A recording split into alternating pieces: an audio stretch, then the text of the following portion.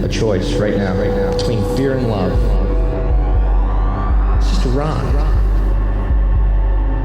Out of the dark night of ignorance and into the shining light of truth. Expounding reality. A population of citizens capable of critical thinking. We don't see things as they are, we see them as we are. There's a level of reality where everything dissolves into an ocean of energy. We empower our experience by insisting on our authenticity. That's very profound. Very. Expanding reality. Welcome to Expanding Reality. We are going to be doing something very special on this show. We are going to do the first ever Sharing is Caring cast. Just a little idea that we are going to raise the collective consciousness with other shows in similar groups. So what we're going to do with this one is Amy Belair and I are going to split this episode into two parts. Number one, it's an awesome interview. It's our follow-up with Joe Thomas about Gaia's ascension, so it's very interesting. We get to go a little bit more in depth with it, but what we're going to do is we're going to split this into two parts. Part one, you're hearing right now. Part two is already linked down in the show notes. It's already ready to go. It's released. It's just over on Amy Belair's podcast platform, The Third Eye Awakening. So go over there and check that out. Now, Amy and I both tag team in this episode, which is great. So you're just going to hear the episode in two parts on each other's platform. It's a lot of fun. It's going to be something I really hope that other podcasters do and other content creators do to kind of, expose their audience to other people that they know that they find valuable themselves, finding Amy valuable, and also being able to just expand their reality through other people's content. Amy does a wonderful job over there. She's had me on her show. I've had her on here, guys. You know how I feel about her. She's soul sister for sure. So that long-ass intro was all to say, we're doing this cool thing. Here you go. Here is the episode with Amy Belair and Joe Thomas. All right, ladies and gentlemen, we are extremely, extremely excited. We always have special episodes for you guys, but this one is a super duper special episode. Is that right, Amy? Yeah, special episode. Special Depth. Okay, I just wanted to make sure I pronounced that right. We have Joe Thomas back for part two of Gaia's Ascension, and we have way more questions and answers, and that's why Joe showed back up graciously to do so. And the special Deschel part of this is being joined today by Amy Belair. Hi. Hi. How cool is this? And of course, William. We can't, And William. Yeah. All right. Well, I know, so cute. So also, we are going to do this in a split episode thing. We were talking about it's going to be a Sharing is Caring cast. So when you see that this episode ends a little bit earlier than your anticipation would allow, then just click on the bottom of the show notes. We're going to do part of this on my platform, part of it on Amy's Third Eye Awakening podcast, and it's just going to be this dope, beautiful, amazing thing, all inspired by Joe Thomas's incredible revelations. There's, I think, is a bad word for it, revelations. So let's just launch right into it. Joe, how are you doing today, darling? Fantastic. It's Sunday morning here and it's all doing very well. Very exciting times, incredible information from current sessions, and everything just keeps getting ramped up. It does. Our first episode started a shitstorm, dude. No other ways about it, and that's why we had to get this back in. So if you're just finding this information for the first time, your first time to the show, go on back and listen to Gaia's Ascension. It's just a couple episodes back there, and listen to the first part because we're just going to launch right into it here. So I just have one quick question, and let's just ramp up and let's just go for it in this way. So we talked about quite a bit on the last episode, and it was very, like you said, eye-opening, but it was also we had, like I said, a bunch of questions come in. I'm going to be reading some from the people who have submitted them from the Soul Space group. The group will also be linked in the show notes, guys, so if you want to check that out and interact with that community, it's the coolest thing on Facebook for sure. So I'm just going to go ahead and ask you, we know that this reality is created by people who influence us in a lot of different ways. So would you agree with that? Yes, there are influences that we want to trust and navigate our lives and our belief systems around. Yes. absolutely agree. And do you think that those influencers have an influence on the way that people's literal lives shape, how they manifest and create things based on their power to do so through the inspiration or coercion of an influencer, let's say, to do that? Do you think that they create all that?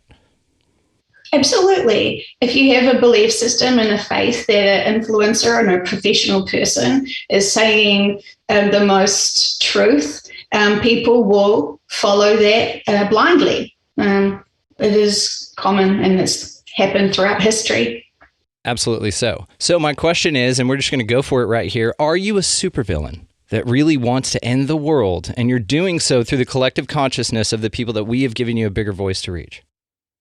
Well, I mean, I would love to say I am who I am, which is a mother. I'm compassionate. I love life. I want to see my children grow. I want to see humanity blossom and evolve. And I would love to see it here on this planet and have a really harmonious connection with each other. So that is my agenda, my hopes, and really what I would love to see. I like it. Kind of a joke question. I just wanted to make sure that we could get that out of the way, that you weren't using us to influence for your nefarious ends to end this world, kind of Thanos style, which I half respect. I think that even if you were to do that, it's kind of an altruistic means in which to cleanse. I get it. Just say, have you noticed the influencers who have fear and selling things and really manipulating their followers? Have you noticed how popular they are? Do you notice how huge they have platforms? Do you know, like it seems like right now something's really trendy for people to buy into, fear. And when you listen to one of my sessions and you jump and have a reaction of fear, that is a normal reaction to the information that is coming out of our sessions. If you give yourself the respect and the knowledge and wisdom from the sessions, you may want to take some time to listen to more than just one and have a knee-jerk reaction to blame and lazily assume my agenda. And it's all out there. The sessions are free. There is many for you to explore and journey with. There is a free book that is companion to it. So for those people who want to listen to 5 minutes and judge, you're welcome to do that. That is your free will. However, do you really have a professional opinion that is worth labeling me as a superhero villain that's going to get you? Because I frankly don't have the time. And if I did have nasty agendas, I think I'd be a lot more popular. And a lot of other nasty agenda influencers would be wanting me to prompt up their fear-based bullshit. I love it. I get that vibe from you. Yeah. Can I ask a question? When you're talking about those influencers, what kind of influencers? Like, you don't have to name anybody, but like, what do you mean? Like politicians or celebrities, or like who are you referring to as in a general group rather than individuals? So everyone can influence everyone. So you don't have to have a huge platform. Parents influence their children, for example. So whoever you are exposing yourself to or being exposed to, teachers who have love and compassion are still going to influence their students. From what information? From what they've been taught, which is a different agenda and systems. And so influencers, everyone can be an influencer. But the clients who come to me to ask about certain named influencers, politicians, the truther community, the spiritual community, when people ask names and I ask their subconscious questions, and then their subconscious through my client answers, that is the information that they hear.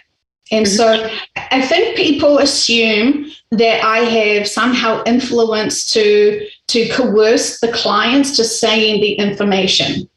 Okay, that's cute, but that's not understanding the actual what the process of their sessions are.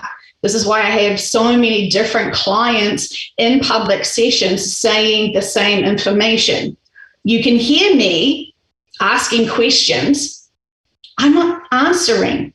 I'm not giving the information. I'm trying to understand it myself and put it into place. So therefore, those people who want to jump to assumptions that I am somehow creating this information from these people, my clients aren't fools. They're real people having real lives. They love their lives. They love their families. So, it's pretty, I don't know. I think they haven't thought about it properly for them to actually really think about the concepts here. Everyone's afraid. I understand that. And I've never said that everyone needs to listen to this information. I've never said everyone will understand this information. You have to be at a certain level, frequency, vibration to be able to even be attuned to the higher frequency information that is shared. If you are not at that frequency level and you've still got a lot of density, you're going to find this information really irking, really triggering and pushing you and pressurizing you to actually start thinking. And that is a scary thing. No one likes change and no one wants to start thinking.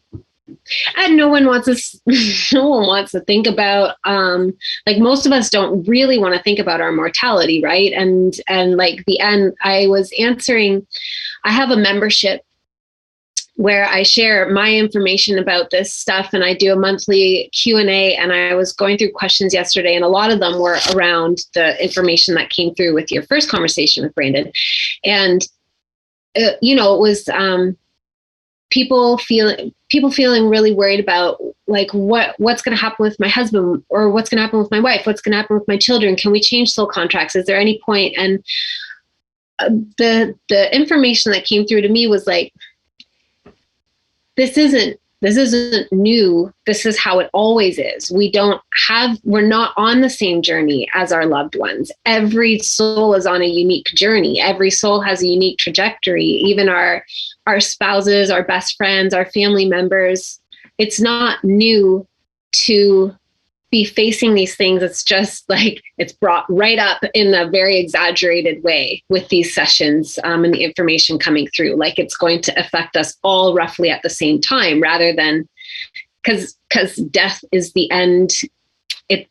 We're all mortal in our 3D incarnations. We will all die in our 3D incarnations. So that's not new information, but it's being really heavily triggered. So people who are afraid of death don't, have still got some inner work to do to be able to understand what death is and what it means. And when you understand your life purpose and contracts, you're more comfortable with understanding what is being asked upon you, why you have signed up for these very heavy, intensive lifetimes.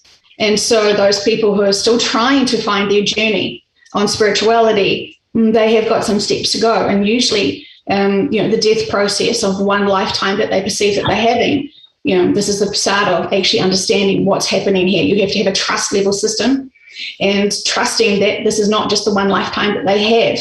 Their faith in that is challenging them.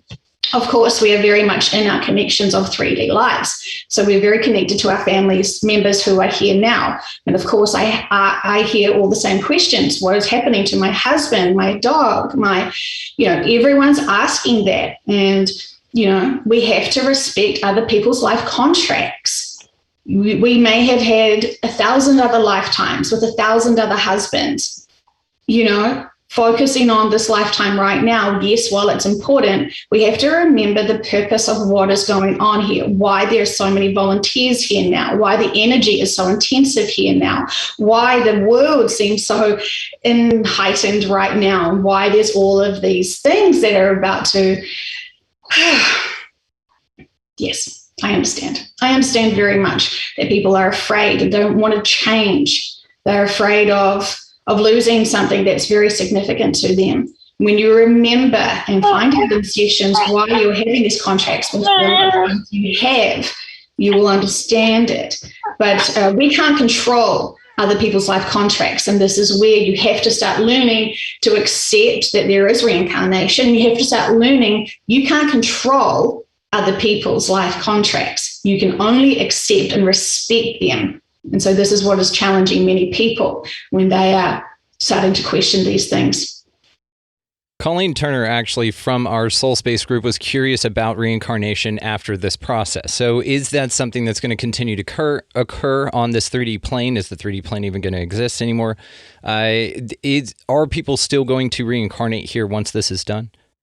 No, so many times people have asked, and this is one of the things that was starting to make me really question what on earth is happening here. When clients were wanting to know, this has been a very challenging lifetime, Joe. I want to know from my subconscious, what will I be doing in my next lifetime here? Because, I hope I'm rich and I'm a bit more comfortable because this one really sucks. And so, I'll ask the subconscious that, like, what are they wanting? What will they be doing in their next lifetime? Do they have to come back here? And what are the lessons and experiences that they want to have in their next lifetime? And the subconscious would start saying, no, they're not coming back here. And I was like, oh, wow, that's amazing. So have they completed all their karma and lessons here and their life journey? And the subconscious will say, well, no one's coming back here. And I was like, excuse me, what? What does that mean? And so we've asked many, many, many times in sessions, and no one can reincarnate here because she physically will not be here. The body is going to be dealt with. And you cannot come back here. I know last time that I connected in with Brandon, he wanted to know, could he somehow with time machines come back to a different previous time when things were starting to get a bit naughty and tricky? And he, bless him, because, he wants to help humanity and fix this.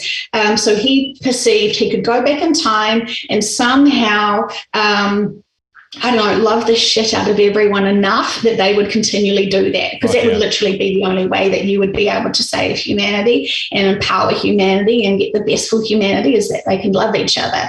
And so the thing is, when the life of the vessel is done and completed, what I guess Amy would then say is that the story of Gaia and this planet will be closed and put into some sort of Akashic records. And we have been told that many different species and beings will be able to, they have their own like record systems. And so however the record of this planet will be recorded onto, everyone gets a copy of it for them to learn and grow from, because this is the whole purpose of these lifetimes and these experiences on these planets. Let me ask you this then. We going through again just some of the other questions. I just want to make sure that I get these in, so I'd like to go ahead and ask you this, even if it's a little bit off topic. So Morgan Engel wanted to know. She was asking you if humanity has made a significant impact on Gaia's, like our being here. Has that affected Gaia in a negative way? And if so, is there anything that we could have done as a species to save this? Or is it just the natural progression and life cycle of an entity like Gaia?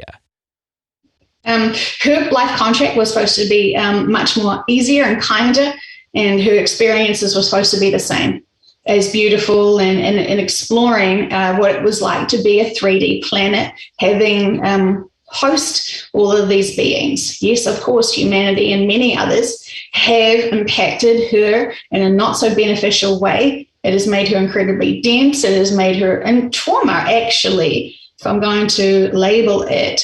And it was blocking and limiting her own experiences and her own life. Her contract was changed, and it was not actually how she had hoped for it. And her team also were finding it very struggling, and that's why she called out and asked for much more support.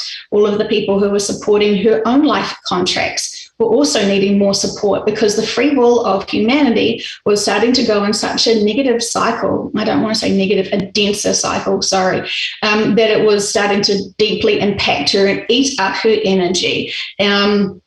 And so she was supposed to live a lot longer, because she was supposed to be in more balance and peace. And she hasn't been in balance and peace for a long time.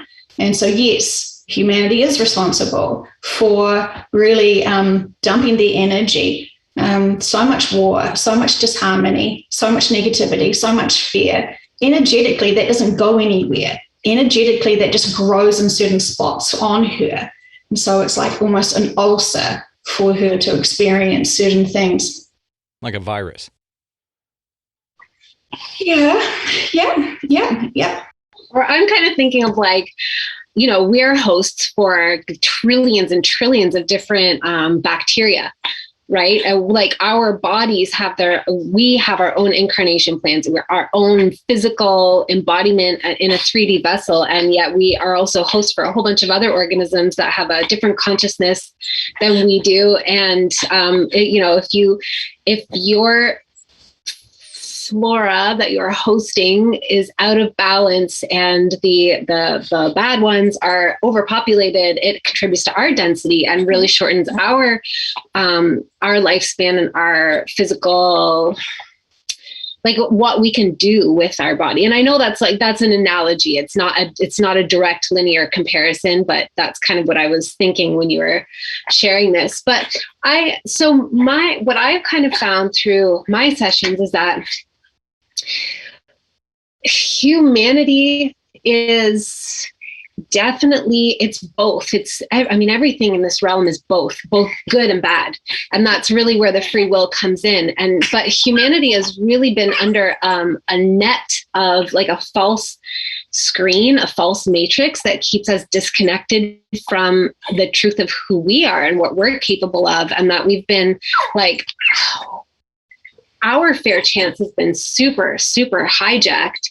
We've been subject to generations and generations of like incredibly profound trauma. And then also a bunch of micro trauma that, we wouldn't even know to identify as trauma. And so is it that humanity, like, cause I kind of feel, personally, I feel triggered by the idea that like humanity, we're just a bunch of like, shits. We're a bunch of turds and we have like ruined Gaia. Because I feel that while we definitely we have to be responsible for the aspect of free will that we do have, we've also been heavily manipulated ourselves. Has any of that come up through your sessions?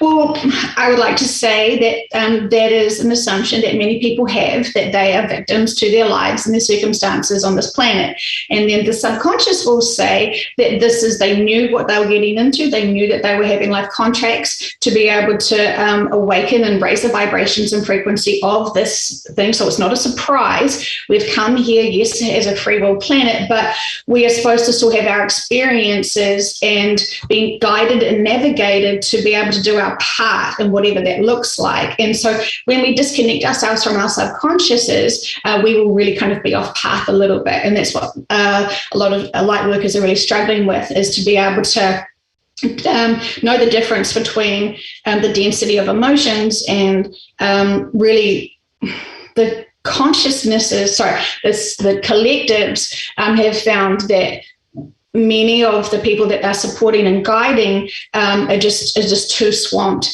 They see it as being, there's too much generational problems for us. They don't really know how to actually navigate and expand and make really powerful and profound positive lifetimes with this experience. And so everything is purposeful. I don't really feel like there is any good or bad at all. It's all experiences. Are we going to embrace the experiences as opportunities for growth and lessons to empower ourselves to be able to know how to expand in a positivity attitude with our lives? I understand what you were saying, but the subconscious would never say that. That's definitely an ego perspective of it with much love, but the subconscious would always expand on it and say the higher perspective of what's going on here. I'm grateful that you both brought up the concept of free will, because that is something that I personally wanted to talk to you about and ask you about. It seems like it's my understanding that with free will, we get to do whatever the hell we want. We get to make our choices, and nothing outside of ourselves is interrupted or affects our ability to exercise our free will. So it seems like, though, what if my free will doesn't want Gaia to move on, and I'm just cool with everything going on? Does that affect anything, or is it more like limited free will? I would maybe compare it to like a dog park. Your dog doesn't have full autonomy just running around. You got to leash them in between trips and stuff. And then when you get to the dog park, off the leash, and they get to do whatever the hell they want within the confines of that perimeter. So they've kind of got free will, but they can't go outside that fence, or they can't affect the world outside of them. Is this more analogous to what's going on? Yeah, it is. And it's really cute. And I understand why people think that they can use their free will to control everything. That's really cute, Ryan. You cannot. I cannot. While I could try to impact your perception on your world to give you the bigger perspective of it, I'm using my free will to do that. And you can use your free will to listen or not. That's totally fine. The reality is Gaia is her own being. She has her own life contract, and humanity cannot change her contract and her free will. In fact, that's downright disrespectful. And anyone that thinks that they can just not believe it because they don't want to, because it's too triggering and they don't want to look at it, that's fine. But it's not going to change Gaia. It's not going to change the situation. I think that is, again, very basic stepping stone of the processes of respecting and understanding the information that comes out in sessions. I'm curious about what percentage would you say, what percentage of your clients in their sessions see or talk about, address the laser event, and what percentage don't but still feel the huge shift that is approaching, but don't necessarily translate it or connect with the laser itself? Well, I only ask what the clients want to ask in sessions. And so many of them do want to know because they're having, when they're in meditative states, they're getting information and downloads. And so they want clarification of what they are seeing. And so I don't have a spreadsheet of tallies of percentages of what my clients ask and don't ask.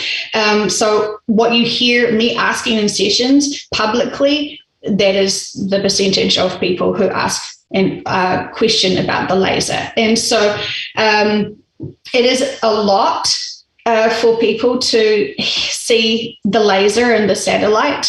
But those people who want to ask, I don't stop. I don't not ask my clients questions. I honor my clients. And so the clients that do come to me who want to have sessions to explore whatever they want to explore, I respect that. And the clients that I'm working with right now seem to be very advanced with their connections, and they have profound connections to their teams already without being in sessions. And so, it's very purposeful who's in my life right now in terms of the session informations we're sharing publicly. Of course, I've got a whole lot of other private clients who are also saying the similar stuff. So it's very interesting. The private sessions also do confirm the public ones. So the only questions that are asked about this topic are the ones that originate from your clients? Sorry, can you ask that again? No worries. I just wanted to make sure, whenever you say that this information comes through your clients, but they are the ones asking the questions, not you're just asking the questions on behalf of your clients, the only questions that you ask are those questions, or do you ask any of your own for your own curiosity? I want, when something is, I'm confused about it or curious about it, I'll ask for them to expand it. But the public sessions, they are not just for my personal, not just for my client. We know that they're going to be public. And so there is, I have lots of people in my life that we keep asking these sort of questions like, what does this mean? What does that mean? And so, my clients who do public sessions often, there's a process of trusting the information because I think, God, they came out of my mouth. It was in my head. I must be making that all up. But it sounds really scary because I don't really believe in any of this sort of stuff. So there is a stepping stone for people who have their sessions to kind of accept the information because they know it's not their information. So that's a very strange thing, very peculiar thing for them to experience, really detailed information of other things that aren't actually in their conscious awareness. The laser event came out in one of the sessions from a client when I asked, is there any more information we should hear about now? And the subconscious just dumped all that information about us in the session. So it was a lot.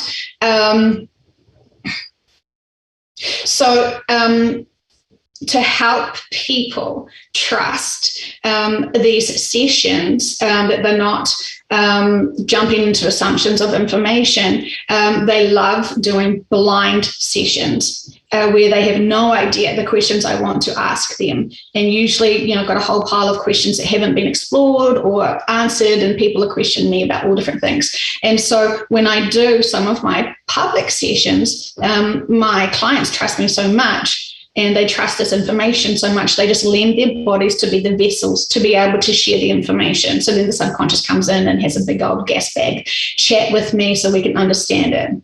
Are you pretty clear on what's going to happen, or do you still personally have questions? I could describe tomato sauce to you one way, and you could describe catship or I can't remember what you guys call it, but we're talking about the same tomato paste, right? But your analogies and your definitions and descriptions are one thing and mine's another. And so when I have different subconsciouses saying different things because of the terminologies that their clients are trying to, because when you get the information from the sessions, you get this impulse to speak, and the subconscious is using the vehicle's language range to be able to, and vocabulary to be able to describe what they're wanting it to be described. So with some sessions, it sounds very different and almost composing information, but it really isn't. You just have to be able to fill in the gaps of information and apply all of the sessions that you've had as little pieces of the puzzle. And so, yes, I'm still trying to understand some purposes. Like, I'm still trying to understand why people are refusing to look at their inner work. I'm still trying to understand why people are judging others for holding them accountable for not being bigger light workers when they know they should be. I'm still wondering why people are holding on to fear. I'm still wondering a whole lot of stuff. So, yeah, personally for me, I definitely have a shitload of questions about why light workers who should know about reincarnation, who should be so tapped into their teams that they don't need any influences, they should be so connected in and trust their intuition and guidance. So yeah, I definitely have a lot of questions about humanity and people's behaviors and reactions. Yeah, but more about humanity, not about the event in which you're speaking about. Gaia's ascension is just what I'm calling it. Is that, but you're pretty clear on how that's going to happen and all that? Yeah. Okay, then I have a question from Malcolm Welch from our same Soul Space group, which again, guys, will be linked in the show notes. Go jump on there. It's amazing. All right, so Malcolm wanted to know a couple of things. Great questions from him about the logistics of the new world. So is it going to be, let's just talk about the transition. He's curious about if there are going to be big portals that open up, perhaps physical portals that people are walking into. Now, would this be a centralized location, kind of like pyramids or temples, or, what are points or hierophany, or a place on Earth where a bunch of people gather and expect this kind of thing? Or will they just kind of like want to pop up in your closet and you're like, dope, 5D, here we roll? So we know that there are people who are going to the new Earth but still are holding a lot of 3D density. They need more support. They can't just use their Merkabahs or go through portals and get to New Earth on their own. They literally are going to be so traumatized, so dense with just the illusion of the third dimensional traumas and dramas. They will need to be escorted and gently accustomed to the frequency, like vibration of the fifth. So when they can then be allowed,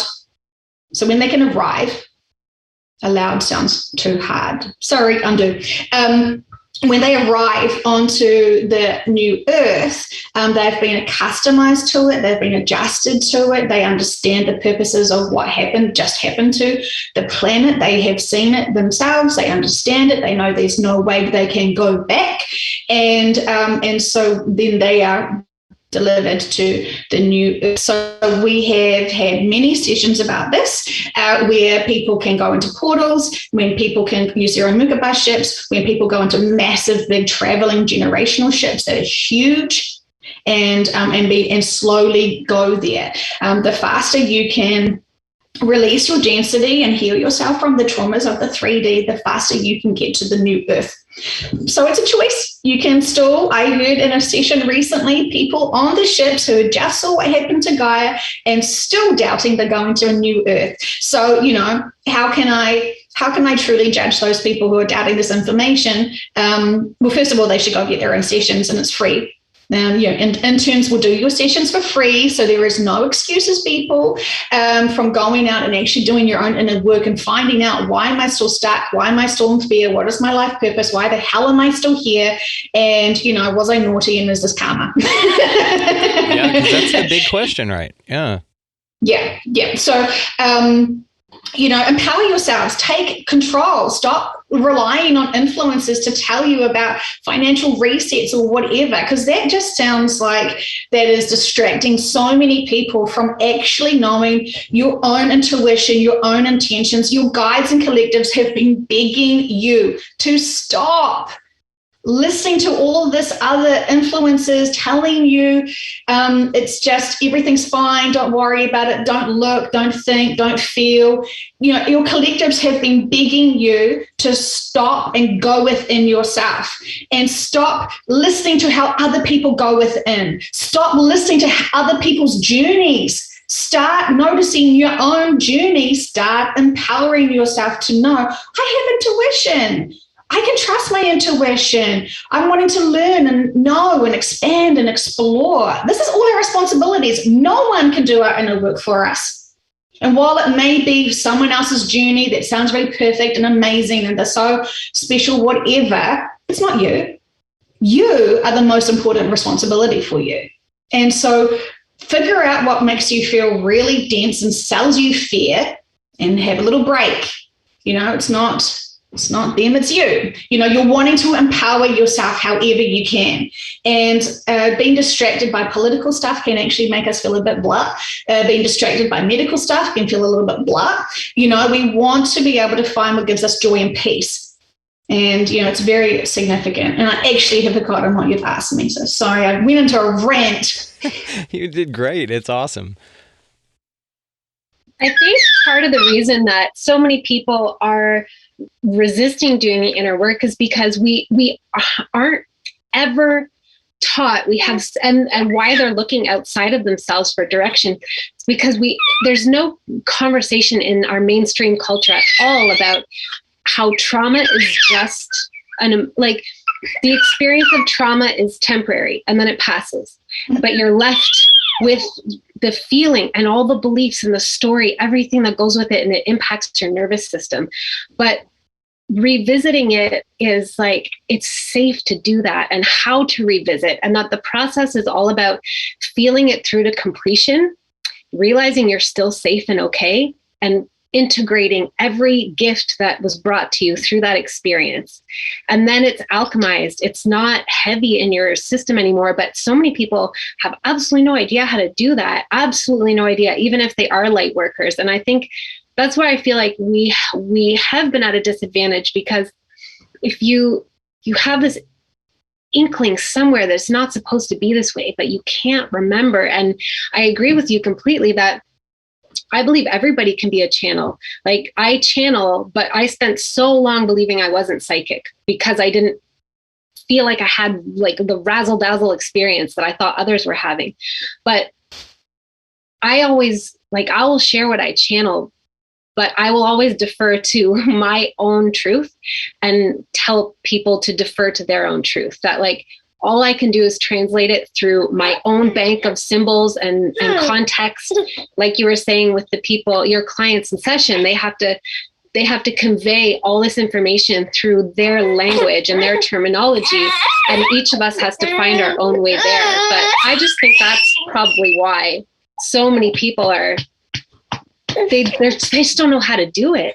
So when you remind people that this third dimensional lifetime is about exploring all emotions, and we want to feel and explore all the range of emotions and to be able to overcome them and trust that all the triggers are to be able to feel and explore, and all of the triggers are to empower us to find ourselves back, to find, to gain our, our balance and our neutral and all that sort of stuff. So, my advice to people who really still don't know how to even tackle their inner work, rethink now some of the things in the past that you will refuse to look at and think of again because of, oh my God, that ex-boyfriend, he was a monster, my narcissistic friends, blah, blah, blah, blah, blah. Whoever you're labeling as being that or empowering you or negatively impacting you, really look back at it now. You're mature, you're growing, they're not actually in your lives. You can safely think about them without them attacking you and bringing you down. So let's look at it. What did you learn from that experience? How did you grow from that? What was that? Because when we ask in sessions, about certain people, we all know that a narcissist is an adult who has got profound broken inner childhood issues. Love yourself. So, think about, are you avoiding any places or any people, or what are you avoiding?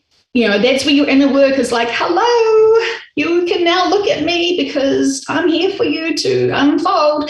But it's also about our childhoods. We may feel like we had amazingly incredible childhoods. That's great. But at some point, did we ever feel alone or feel like we were misunderstood or we weren't supported or we weren't loved? And so it's really sort of just...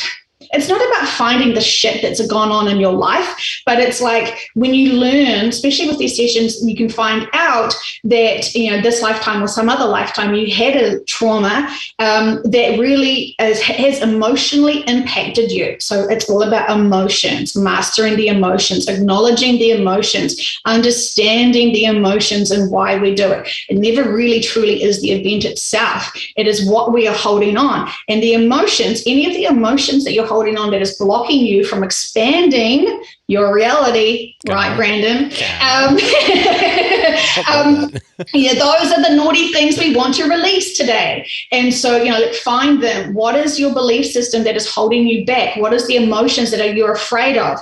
If I started empowering myself, who would stomp on me? Who would tell me that I am nothing? And then when was that? So going back and exploring it, being honest with yourself in your life journey and experiences, finding out that these little gifts of nuggets of triggers are beautiful parts to empower yourself. Beautiful. Well, you answered Trisha's question from Soul Space, so you nailed it with the shadow work thing, because that was another question that was submitted. Thank you very much, Trisha. And thanks to everyone that submitted questions for Joe. Everyone was, like I said, pretty damn involved in this. So thank you again, guys. Shout out. Also, Malcolm wanted to know just some fun stuff about the new Earth. So is it going to be like 2 suns and no moon, or are we going to have 2 of each? Are we going to have 12 moons? What are we doing? Are we going to have rings? Such interesting questions. Yes, well, it is very beautiful. It is almost what we would perceive as sort of like heaven or paradise, and that's what I was starting to worry about when I was starting to hear about this in sessions, because it sounded too damn good to be real. And are we dead? We're not ghosts. Maybe we have advanced ourselves. Sorry, we might be ghosts. You can't rule that out. I've got a fun theory on that, and we can get to it later if you want. Go ahead. So ghosts will be orbs. They will be seen and sensed as orbs. And so we will be physically there, but we will be a different frequency of vibration. So our bodies will be crystalline based and not carbon meat sacks that we're carrying around now. So yes, New Earth is fantastic. I have heard it's got 2 suns, and the Earth goes around the suns like this. And the details, everyone wants to hear about sex, right? Apparently. So I see if I'll blush if I start talking about this, because every time they would talk about it, I would be like, okay, subconscious, and then what happens next? Bunch of light body orgies. What are we talking about here? Yes, yeah, it is very, and I realize I'm kind of prude, because when they say they will be the so-and-so will be having sex with multiple people, I'm like, oh, goodness, I don't feel like I'm old enough to listen to this conversation, subconscious.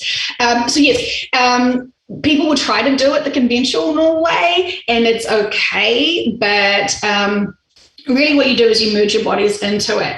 And we just did a session recently, so if you're gagging to hear about sex and New Earth, it's actually in the title, just so you can jump forward and forget about actually anything else. But the sex on the New Earth is a very extremely energetic, orgasmic orgasm, I can't even say it. I am blushing, I can feel it. Or orgasm, that is a full body one, and even eyeballs will feel that orgasmic. It's very intensive.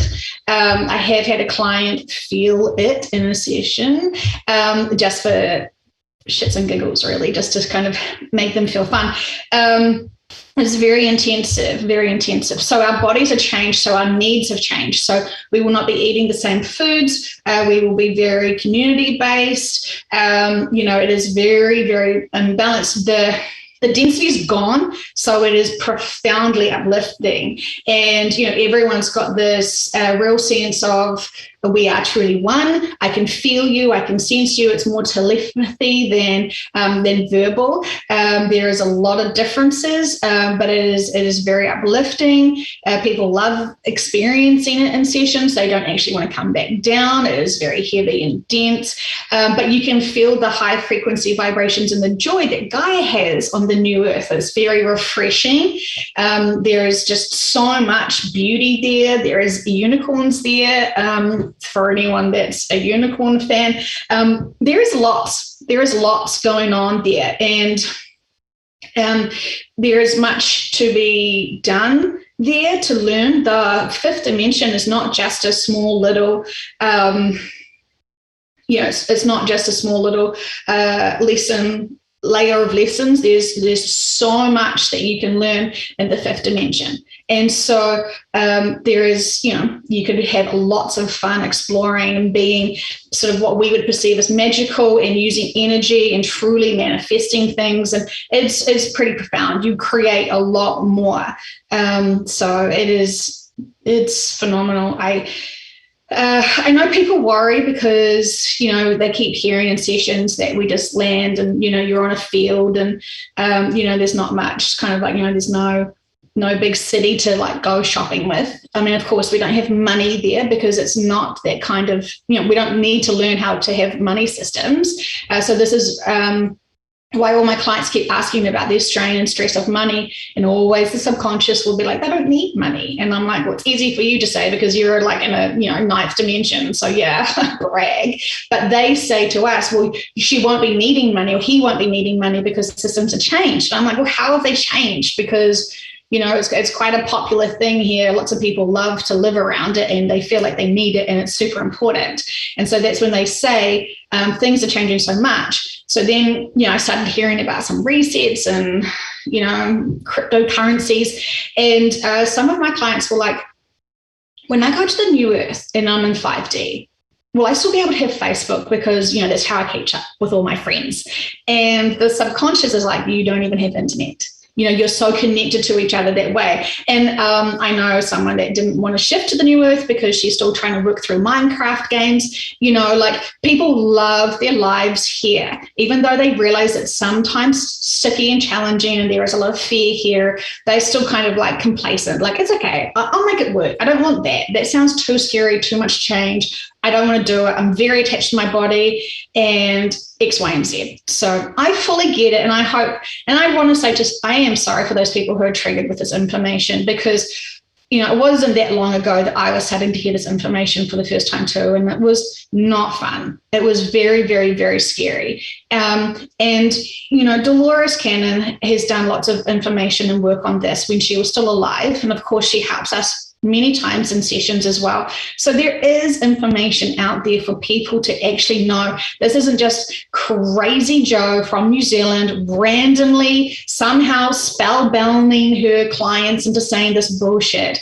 Okay, that's cute. If you have to believe that, and if that gives you joy and keeps your vibration, go for it. Get t-shirts and sell them. I don't care. But whatever you're trying to like cope with, make sure you are giving yourself the grace to be able to feel into it energetically. Do your meditation, however that feels like. Run if you meditate, running. Do whatever you need to do. This is a time to go within and ask your teams. Your teams are like, use your free will, guys. We're here for you. You haven't called us. They're like, you haven't loved us lately. But it's kind of like acknowledge them. You don't have to go to someone to have your team talk to you. They know you. They know you and they know how to get hold of you. So ask, use your free will. Don't be afraid. Don't be afraid. You're all very important to them. This is literally their life contract to help support and guide you. So you ask them. Ask them.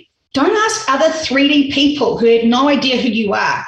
Ask your guides who are higher dimensional beings who literally are of purpose to help support you. So stop asking for other 3D people. Ask your higher teams. Respect your higher dimensional beings. They feel like they're like, yes, please, that would be fantastic. I have a couple of questions for you. So one of the questions that I know people were asking, I think I'm just going to rattle the three questions off together and just let you have at it, because I really like listening to you. So one question I know that I have and other people have is like, how do the really young children go? I know this leads into all kinds of problematic little things that have to be teased apart. So just that question, do they have shadow work that they have to do? And I think also my mind is like mentally trying to prepare with like, am I going to watch my children die in this 3D incarnation, knowing that I will see them in after the shift? That's a question that I have. And I know a lot of other people have asked me about that too. And I'm like, guys, I don't know. And then the other question that this kind of leads into is, do you think it's possible that different people will experience it differently?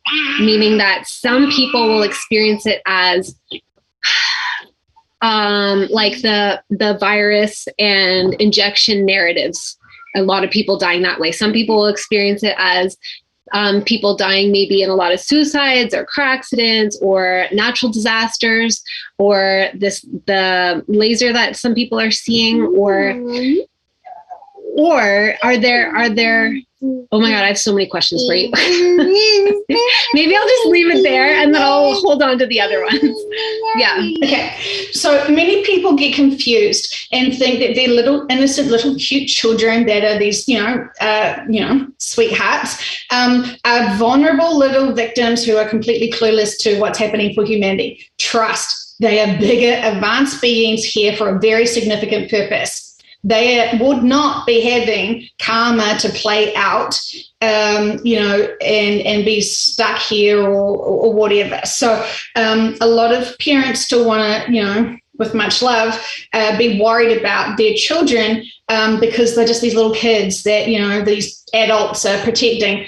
Chances are the children are there to protect the adults from overthinking and, freaking out. And so they are advanced beings. Just because they're in little bodies doesn't mean that they are not advanced beings. And the children who have been given to this planet to help their ascension are very purposeful. And so we can trust that they are here for a very, for purposeful reasons. It's a very common question, so I'm not trying to, I'm just trying to remind everyone, just because you know this information doesn't mean that no one else does.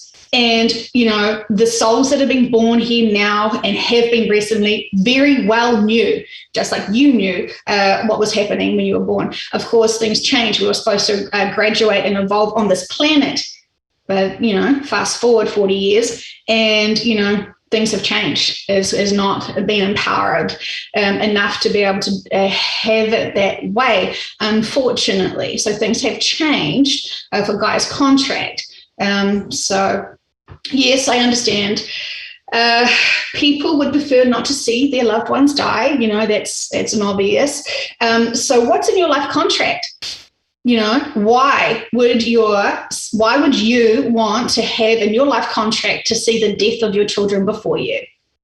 It's a very challenging experience to have, and not that many people would prefer to have that experience. Most families will shift together unless those people need to stay on the old earth for various reasons. And so, it's, again, emotions, understanding life cycles, understanding reincarnation. It's mastering these things, not being afraid of them. We can all speak about spirituality until someone dies and then we, think we can justify losing it. They haven't gone anywhere. And if you can connect in with your teams, they'll be right there like, hey, I love losing my meat sack. I'm feeling fantastic. And I just checked out a whole bunch of other stuff recently. And, they feel sorry for us because we so indulge in the low density of grief. And the reality is grief is us feeling them and feeling their love that they have for us, because they feel so sorry for us, because they're like, oh my gosh, they think I'm not here. I'm literally right here, seeing them do big snot bubbles and crying hysterically because I've gone, and I'm right here, and I'm right here, and they know about reincarnation, and I'm right here. And so, let's remember all the things we've learned, and actually having to apply them is very significant. And so, most of the times I have heard, families will go together, including the pets. The pets are still, important too. And so anything that you hear from these sessions that trigger you into fear is opportunities for you to grow from and balance the fear. How many lifetimes have we had that we have died? How many other lifetimes have we had that we've had to see the death process from others and accept it and experience it?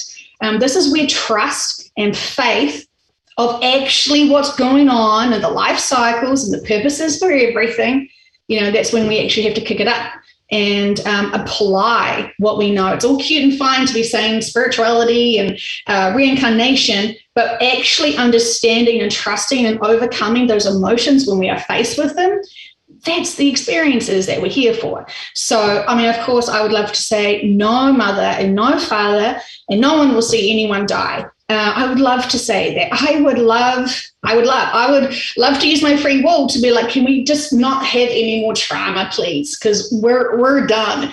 And, that's really cute. And I could ask all the subconsciouses, and I could ask all the collectives, please, can you help us now? We're done. We don't want to be triggered anymore. It's too fucking hard. And, they will laugh at me and be like, life contracts, this is their first lifetime here. They want to experience how hard it is to see someone you love depart, because then you will actually truly understand and respect life. How many people do you know that don't respect life? How many people do you know that take life for granted? There's big, big lessons and experiences here, and we have to be brave to explore all of them and consider all of them. And I would prefer to feel into this stuff and come to neutral now than ignore it and have to experience it to overcome it. That would be sort of my recommendation for those people. Yeah, it's kind of like the ultimate kick in the ass. It's kind of like all the people that we're talking about now who are high vibe, who get it, who have been doing their work, their shadow work, their vibrational work. And this is a community that even the people that are going to listen to this is a very small number of a percentage of the population on this planet right now. And it doesn't sound like it's going to be aired for that much longer. So, we have kind of a finite, limited time to express these ideas. But the kick in the ass part of it also for the people not paying attention to this stuff or not critically thinking for themselves or stuck in these systems because either they're a new soul or they just refuse to see it and have just chosen another path, which is totally fine. That's their path. But it does seem like that would be a damn good motivator to kind of get on board with this idea when you see a portal open up and everyone's 5D banging over there. And the closest thing we can do, all the depraved, most nasty, crazy stuff over here is like dry humping or like just the tip over there. They want to go over there like, hell yeah, let's do this. But they can't. But that's like a good motivator for them, right? If you see a portal open up, and that's kind of the thing that we're, I guess, really wanting to get a little bit more clarity on for sure. I mean, me specifically, and I know I speak for everyone that's heard this. Yeah. What the hell does this look like? Like, is this going to be that crazy and eye-opening to where it's nothing like any of us could have ever imagined physically occurring on this place? Even people like us that have open minds to the extreme. If a portal opened up right here, I'd shit a little bit of poo. I'm telling you, it'd just be a little bit, but it'd be awesome. And I'd jump right into that bitch probably. But that's the thing. It'd be so fantastical, even with our open minds, that to other people, they'd lose their damn minds. Is it going to be that type of an event? Yeah. Yes. So when we shift out of our carbon-based bodies, it's very instant. Some people who are on the old Earth may consider that we have left by disasters, or we are hearing now in this timeline frame, the last timeline frame that we're in for this planet, people will look like they have exited points from the health issue. actually listened to that session, it was really heartbreaking to hear the virus and the oxygenated, oh, I can't even say it. The lungs expand so much because they're pumped so much oxygen in, it bursts the blood vessels of the lungs. It doesn't actually, it's not the virus. It's I'm like whispering that it's not. Anyway, sorry, censorship. I hate being censored with YouTube because it just bothers me because, it's not our conscious minds even speaking in these sessions. It's the subconscious and the higher dimensional beings. Anyway, You can say what you want. We'll throw it on Rokfin. They're good people over there, so they won't censor us. Okay, so yes, many people will have different exit points, and it's very purposeful to awaken those who are still here. I know some people are triggered by the information from the sessions because they firmly believe no one's going to be left behind. Correct. When the earth is imploded, no one's going to be here. Correct. Technically, no one will be left behind. There is stages of people shifting very significantly. I kept asking them, why the delay? Why the delay? Just, between friends, tell us, why the delay? And they just said humanity wasn't ready. And so what we keep getting told recently now is that the light workers who are supposed to be high dimensional beings, vessels here to support many, haven't even touched their inner work. Feeling like they're victims, being here, it's so hard. My life's hard. You don't realize my life's hard. So they haven't really stepped up to what their urges, their team are wanting them to do. And so right now they're wanting to empower lots of light workers to be honest and responsible for their inner work and be able to heal their life trauma from this lifetime and any other lifetimes they've had, to then be able to truly and honestly support those who are left in trauma. So, so this is the delay. It's not the reptilians or the dark forces. They've done their thing. They're still doing their thing to awaken people to the reality of control and manipulation and fear-based stuff. So it's the light workers who need to release all their trauma now. So then this is the crazy thing, right? So I was like, so we're needing to release our trauma to then be traumatized by the laser. Got you. That makes heaps of sense. But the reality is it's not about us. Okay, it's actually about our service to others, to help others, support them and nurture them through the trauma of the emotional trauma. Why are we upset that people have exited? Oh, that's right, because we care about others. We care about life. We care about life. Life's just been taken from us, because most of the people that are going to be traumatized by the laser are going to have things like death, and be reminded that it's fleeting. You could be just driving in your car and suddenly something ridiculously huge happens, and we're all vulnerable. And so those are the emotions. When people are avoiding, the whole virus thing was supposed to freak out people about their mortality and to go within and have these lockdowns, stay at home for a bit and embrace the family and grow. And so, there's so much to it. It's so obvious when you kind of hear it from their perspective. And I've asked all these questions heaps and heaps and heaps of times. Those people who really want to know, and it sounds like they've got really great, valid questions that I've heard many times before. And so when I hear these questions, because I have had these questions myself, and all of my clients have too, they're in the sessions. The information is free to you. If you want to be guided to the right, most appropriate information for you, ask for team. Guys, I want to check out a video right now. Guide me to it. And then trust your instincts to go for it. It's easy. You don't have to pay anything. You don't have to listen to someone else's blah. Listen to their high dimensional information. It doesn't have ego. It has a very high perspective. Sometimes you think, damn, you're so ruthless with your high dimensional stuff. This is feelings. That's so hard. And they know it. And this is what I find people get irritated with. The high dimensional beings don't understand how hard it is for us. They're completely oblivious to it. It's hard. They don't know. They haven't been here. Okay, that's cute. That is a cute assumption that they're completely oblivious to it. While they know what the feelings are, they don't play with those feelings because they know it doesn't serve them. They know why we're here. They know how hard it is. They're very much aware. And, if you have this assumption that they're oblivious, our high dimensional beings are oblivious, where is your ego? Check your own ego here. If you think that you're the only person that knows high dimensional information, or you know better than high dimensional, it's just not possible. So you're fine. I just wanted a little bit more clarity on the transition, because what it sounds like when you say natural disasters, exit points, these are 3D things that we all encounter here anyway. This is nothing fantastical. So to everyone left behind, it would just look like, oh shit, a ton of people got taken out by a tsunami, or a ton of people got taken out by, I don't know, something very 3D. So this is why I was asking, is it going to be so extra in the form of whimsy and woo-woo that it's going to be very noticeable that it's not just a 3D thing, that it's a very powerful, spiritual, extra-dimensional type of a thing? Because tsunamis and stuff don't sound like that at all. That just sounds like people dying.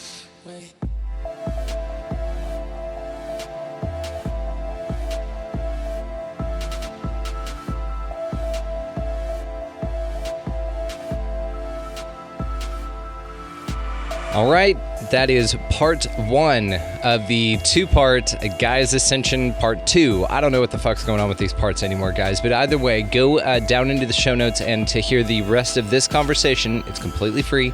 Go over to Amy Belair's podcast, The Third Eye Awakening, and check out the second half, the sloppy seconds to this episode here. It gets very interesting. You're definitely going to want to check it out for sure.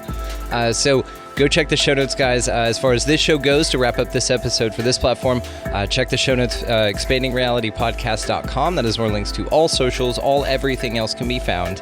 And before you go hear part 2, if you happen to come across somebody that's in need of anything, help them out. Be nice to everybody that you come across. Open doors, buy a meal or a coffee or something simple, right?